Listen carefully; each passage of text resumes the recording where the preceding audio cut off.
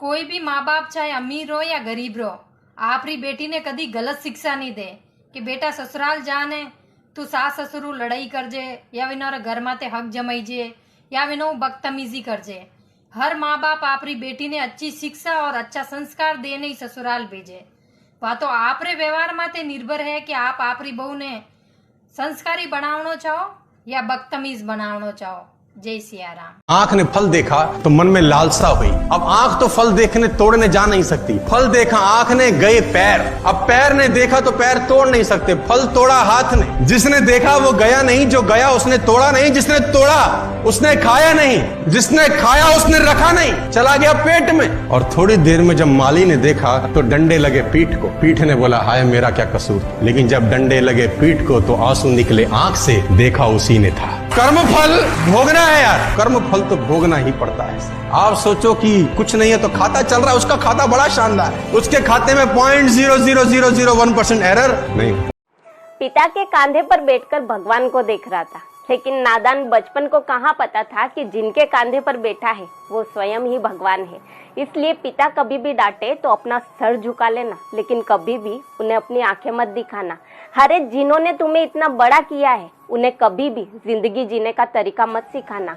और अपने पिता से कभी भी ऊंची आवाज में बात मत करना, क्योंकि पूरी दुनिया को हराने वाला पिता अक्सर अपनी ही औलाद से हार जाता है, क्योंकि अक्सर चुप जाती है अपनी ही औलाद की बातें, वरना गैरों में इतना दम कहाँ कि जो एक बाप की आंखों में आंसू ला दे।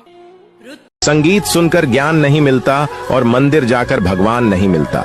पत्थर तो इसलिए पूजते हैं लोग क्योंकि विश्वास के लायक उसे इंसान नहीं मिलता। नंबर 2, अगर दहेज लेकर शादी करना गुनाह है तो लड़कों की कमाई देखकर शादी करना भी किसी गुनाह से कम नहीं है। नंबर 3, किसी से गुस्सा होकर उसे हमेशा के लिए दिल से नहीं निकाल देना चाहिए, क्योंकि बंद पड़ी हुई घड़ी भी एक दिन में 2 बार सही टाइम बताती है। नंबर 4, जीप जलने के बाद भी लोग चाय पीना नहीं छोड़ते, तो हम एक बार टूट जाने से दूसरी बार जिंदगी का शुरुआत क्यों नहीं कर सकते। और अगर आप लोग इस बात पर सहमत हैं तो हमें फॉलो कर। इतनी मेहरबानी मेरे ईश्वर बनाए रखना, जो रास्ता सही हो उसी पर चलाए रखना। न दिल दुखे किसी का, मेरे काम और शब्दों से इतनी रहम तू मेरे भगवान मुझ पे बनाए रखना। न हथियार से मिलती है न अधिकार से मिलती है, दिलों में जगह सिर्फ अपने व्यवहार से मिलती है। पत्नी को अपने पति से कभी भी चीखकर, चिल्लाकर या फिर तेज आवाज में बात नहीं करनी चाहिए, क्योंकि वह अपने परिवार की रोजी रोटी चलाने के लिए अपने मालिक की गंदी गंदी गालियां तक सहता है। अपने परिवार की जरूरतों को पूरा करने के लिए दर दर भटकता है। अगर कभी उसका दिमाग सही नहीं है या फिर वह किसी बात को लेकर आपसे नाराज है, गुस्से में अगर वह आपके ऊपर चिल्ला भी रहा है तो सुन लेना चाहिए, क्योंकि एक आप ही तो है जिससे वह अपने मन की बात कह सकता है। अगर आप भी उससे बहस करेंगी, लड़ाई करेंगी, तो वह अपने दिल की बात किससे कहेगा।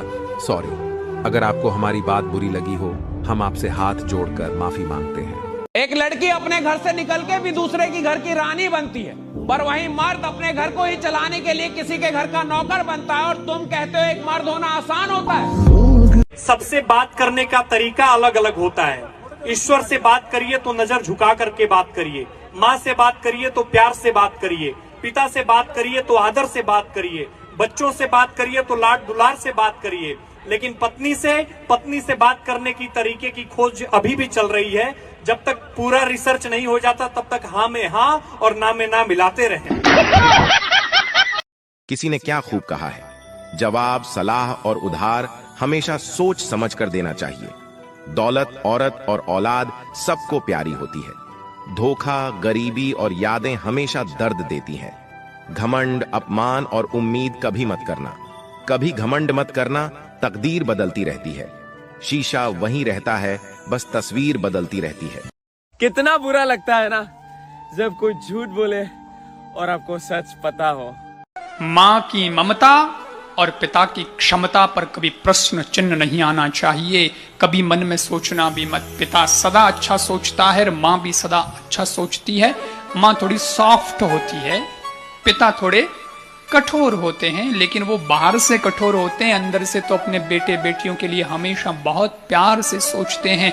और इतना निवेदन करना चाहता हूं कि आपने जब पहली सांस इस धरती पर ली तो माँ बाप आपके पास थे, अब माँ बाप अंतिम सांस लें तो आप उनके पास रहना, ये आपका फर्ज बनता है। पत्नी को अपने पति से कभी भी चीखकर, चिल्लाकर या फिर तेज आवाज में बात नहीं करनी चाहिए, क्योंकि वह अपने परिवार की रोजी रोटी चलाने के लिए अपने मालिक की गंदी गंदी गालियां तक सहता है, अपने परिवार की जरूरतों को पूरा करने के लिए दर दर भटकता है।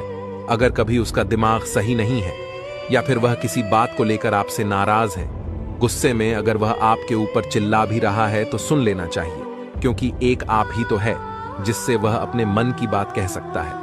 अगर आप भी उससे बहस करेंगी, लड़ाई करेंगी, तो वह अपने दिल की बात किससे कहेगा? सॉरी। अगर आपको हमारी बात बुरी लगी हो, हम आपसे हाथ जोड़कर माफी मांगते हैं।